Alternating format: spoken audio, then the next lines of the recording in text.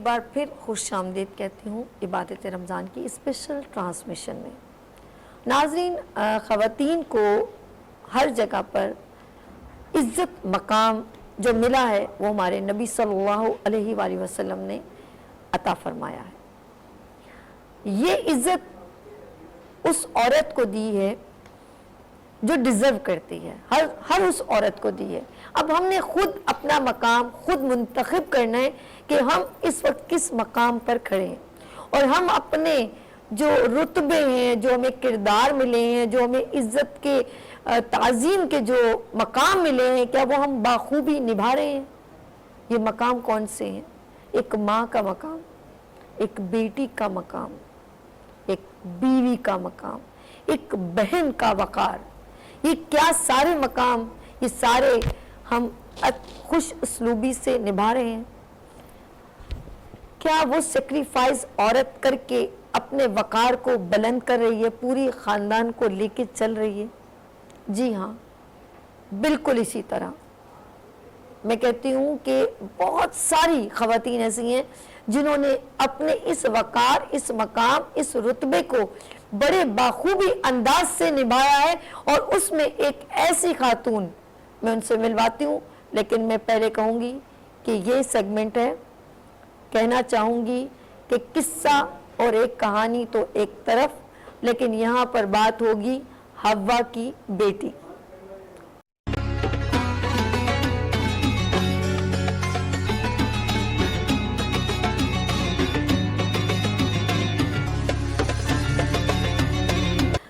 جی ہاں، یہ سیگمنٹ ہے حوا کی بیٹی، اور یہ اس میں روزانہ ایک ایسی خاتون کو ہم انوائٹ کریں گے گیسٹ، جس نے اپنا مقام اور وقار اور کردار بخوبی نبھایا ہے۔ میرے ساتھ یہاں تشریف رکھتی ہیں حوا کی بیٹی کے خوبصورت سیگمنٹ میں عالیہ سارم برنی ٹرسٹ سے، اور یہ ہے چیئر پرسن سارم برنی ٹرسٹ سے۔ السلام علیکم۔ وعلیکم کیسی ہیں السلام، اللہ کا کرم۔ اور میں آپ کو خوش آمدید کہتی ہوں عبادت رمضان میں اور خوبصورت سیگمنٹ حوا کی بیٹی۔ جزاک اللہ۔ ابھی آپ نے بہت ایک خوبصورت بات کی کہ اللہ تعالیٰ نے جو ہمیں عزت دی ہے، تو یقیناً جو عزت ہمیں دی ہے یہ پیدائشی طور پر ہمارا حق ہے، لیکن ہم اس کو کتنا برقرار رکھتے ہیں، کتنا اس کو آگے لے کر جاتے ہیں، اور کہاں ہم اس کی اہمیت کو کھو دیتے ہیں، یہ ہمارے اپنے ہاتھ میں ہے۔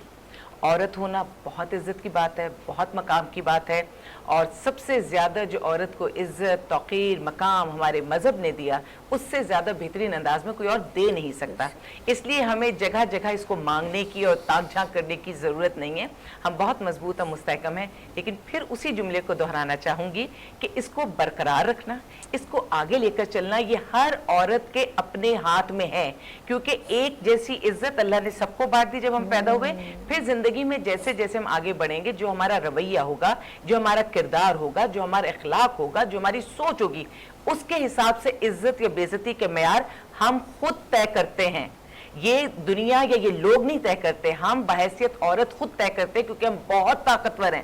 ہم پوری دنیا کی نسلوں کو ہم لے کے چل رہے ہیں، تو جب ہم نسل کو لے کر چل رہے ہیں تو اپنے آپ کو بھی لے کر چل سکتے ہیں۔ تو جن عورتوں کو یہ شکایت ہوتی ہے کہ بھئی عورت کو پیچھے کیوں رکھا جا رہا ہے اور اس کو آگے کیوں نہیں بڑھایا جا رہا، عورت تو سب سے آگے ہے، کیونکہ سب سے آگے ہے ہی ماں۔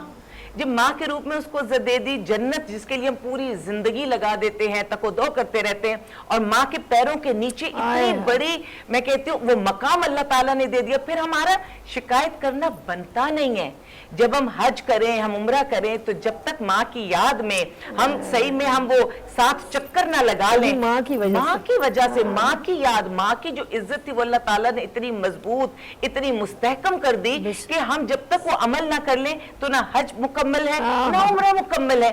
اب ہم اللہ تعالیٰ سے کیا مانگیں گے؟ سب تو اس نے بن مانگے دے دیا، بس اب ہم نے صرف اللہ کے حکم کی پیروی کرنی ہے۔ اور ایک اور چیز باجی، آپ نے اکثر کہا ہم لوگوں کو طلب کس کی ہے کہ ہم دنیا میں اور جب مر جائے تو ہمیں جنت ملے، لیکن جنت ہمارے پاس ہی ہے سمجھنے کی. بلکہ دوسروں کی جنت, ہماری اولاد کی جنت ہمارے پیروں کے نیچے ہے. رب نے اتنا بہترین مقام ہمیں عطا کر دیا ہے اور ہمیں گمراہ کیا جا رہا ہوتا ہے.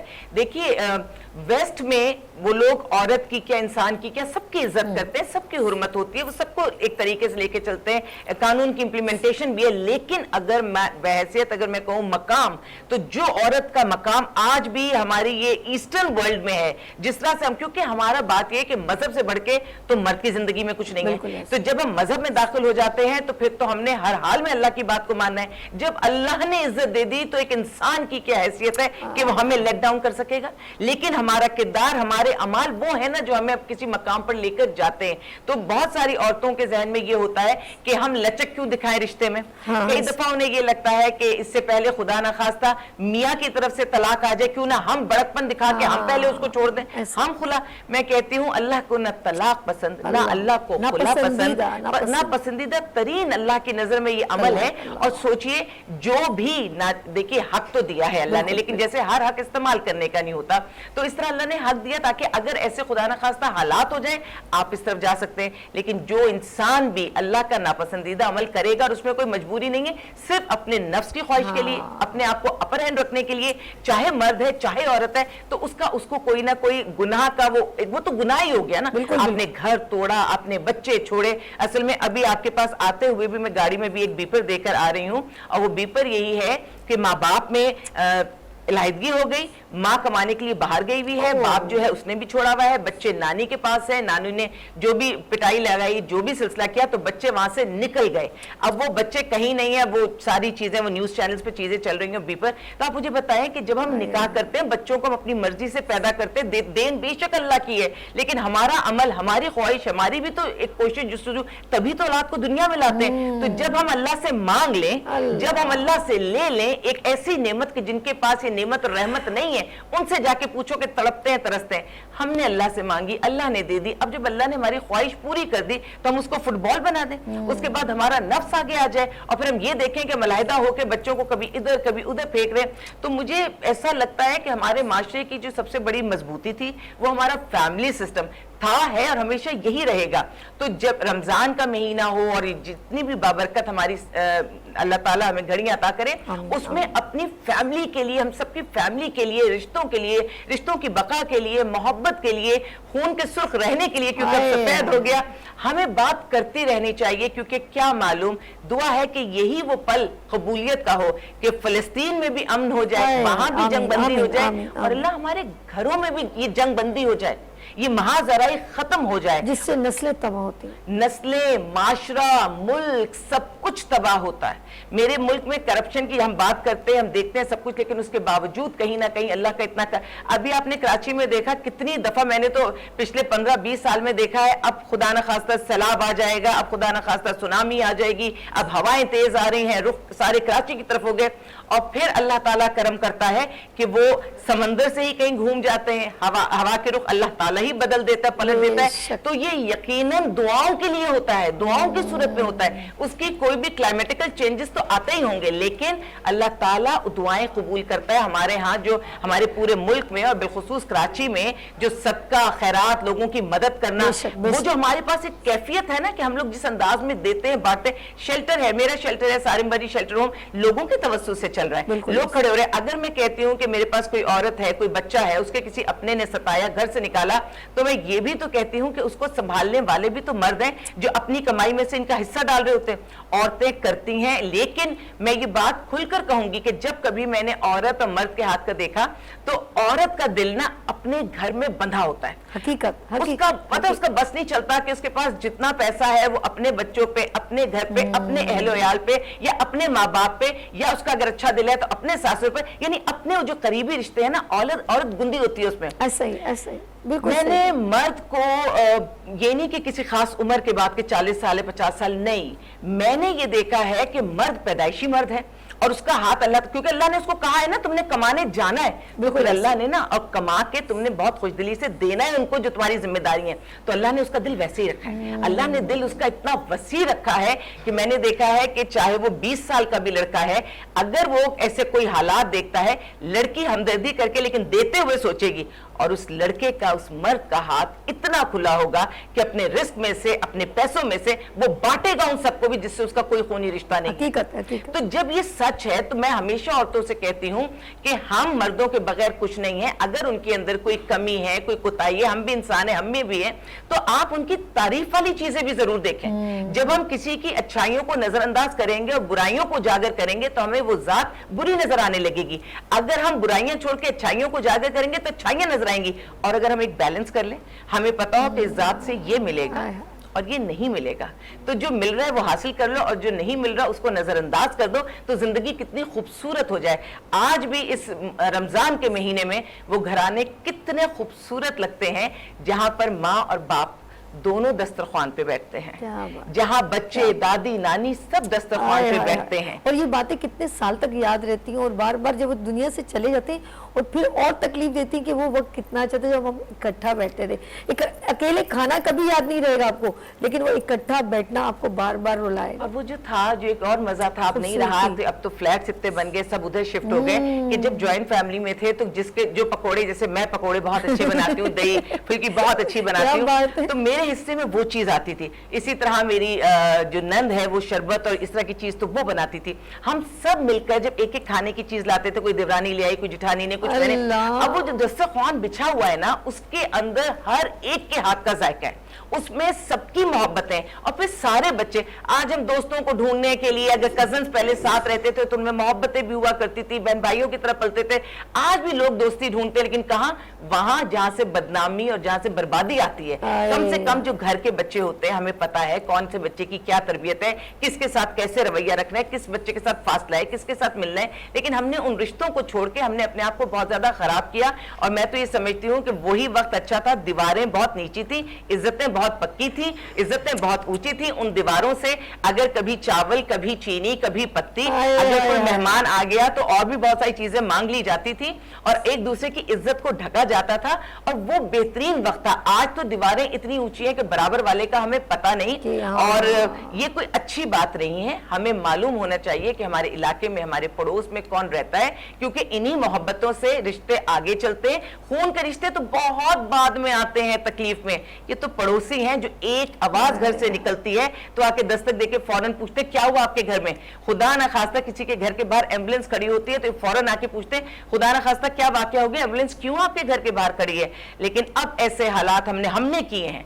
अल्लाह ने तो हम पर रहम रखा, और हम इन बातों का जिक्र भी इसीलिए कर रहे हैं कि जदीद दौर में जो अच्छी चीजें मिली है हम सब उसे अपना लेते हैं, लेकिन जदीद दौर में जो चीजें हमारी ऐसी हो गई कि अच्छी चीजें हमने छोड़ दी, उन्हें हमें वापस अपनाने की जरूरत है। पहले पड़ोस में कोई बुजुर्ग होता था तो यकीन जानिए उनके घर वाले इतने मुतमईन होते थे, उनके खाने के लिए ना हर घर से उसका एक हिस्सा निकलता था बुजुर्ग का।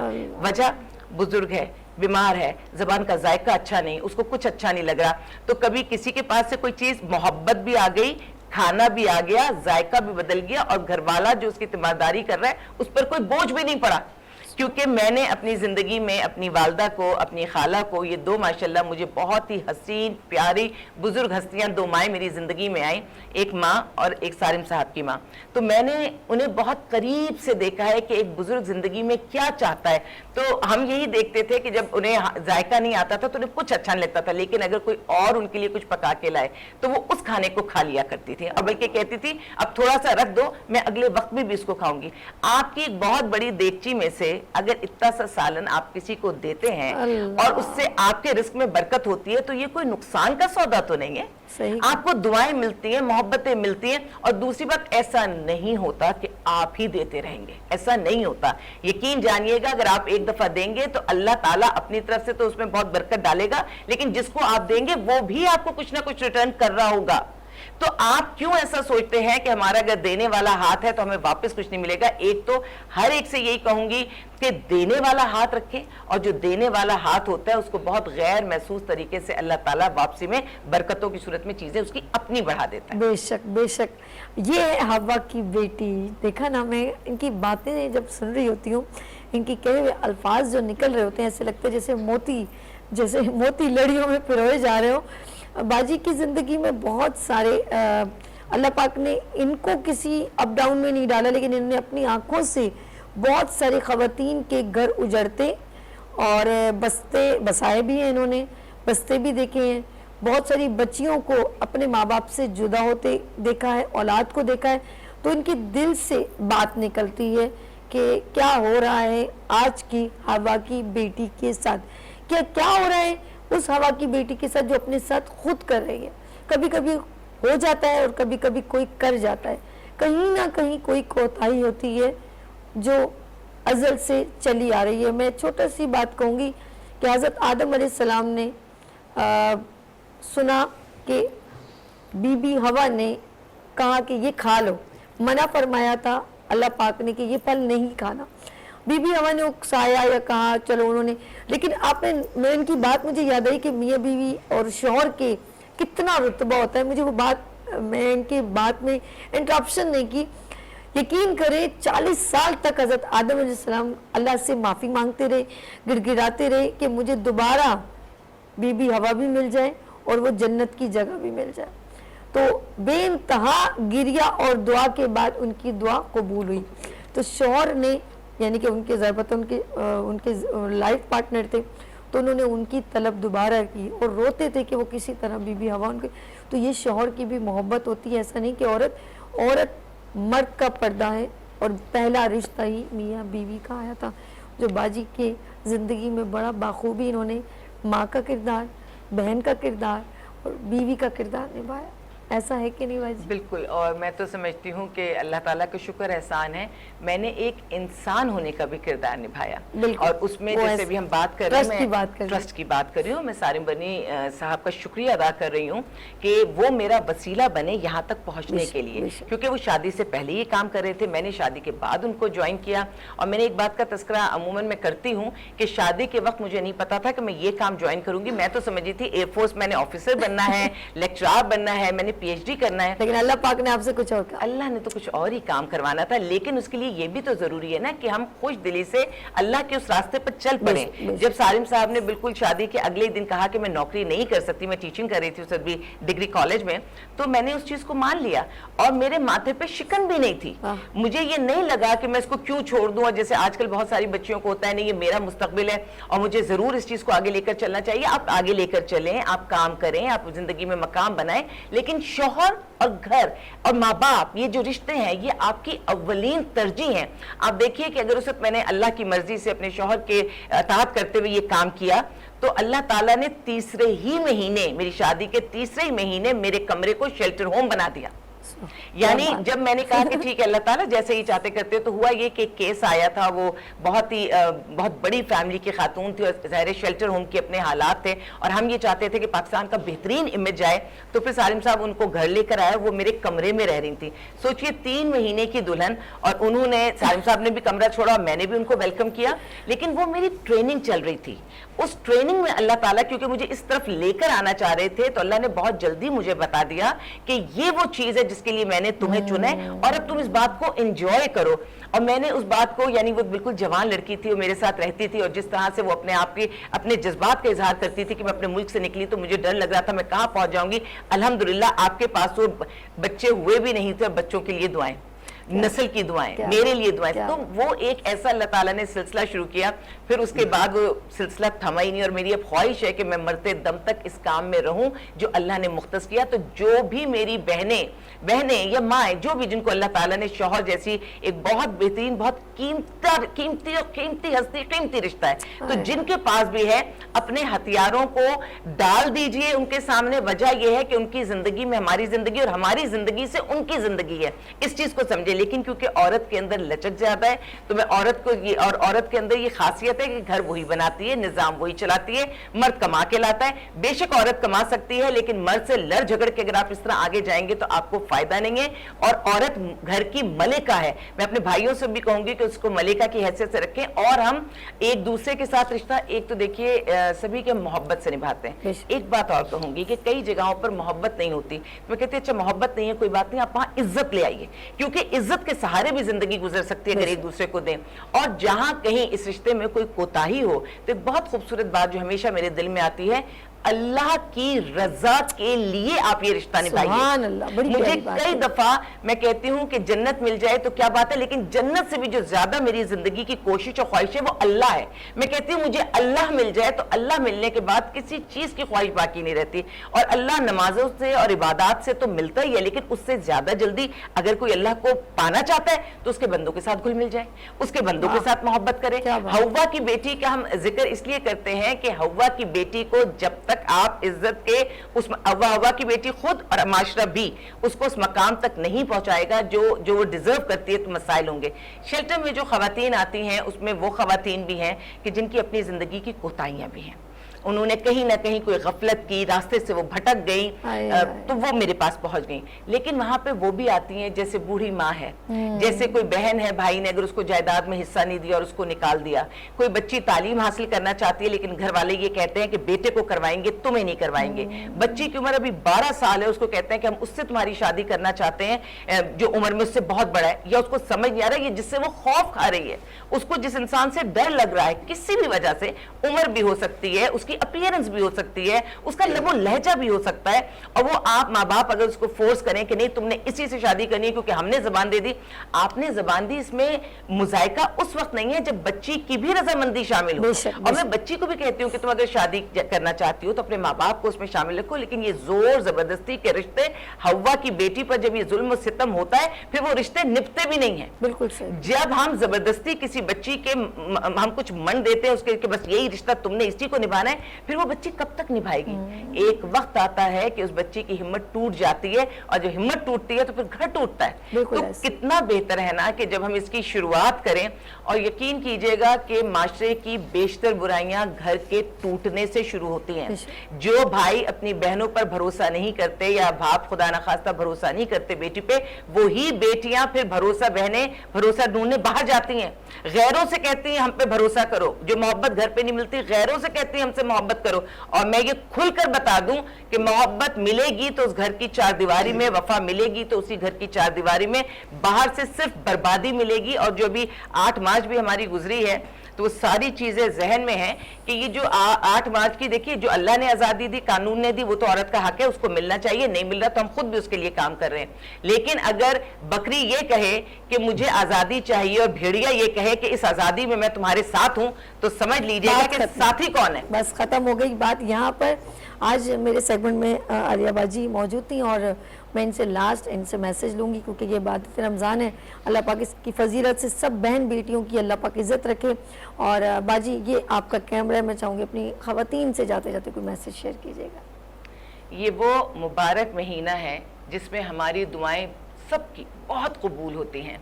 سب سے پہلے تو مجھے فلسطین میرے دل میں آ رہا ہے کہ ہم فلسطین کے لیے دعا کریں کہ اللہ تعالیٰ جنگ بندی ہو جائے فلسطین میں, اور اس کے بعد کہیں پر بھی ظلم و ستم, قتل و غارت یا خونریزی نہ ہو.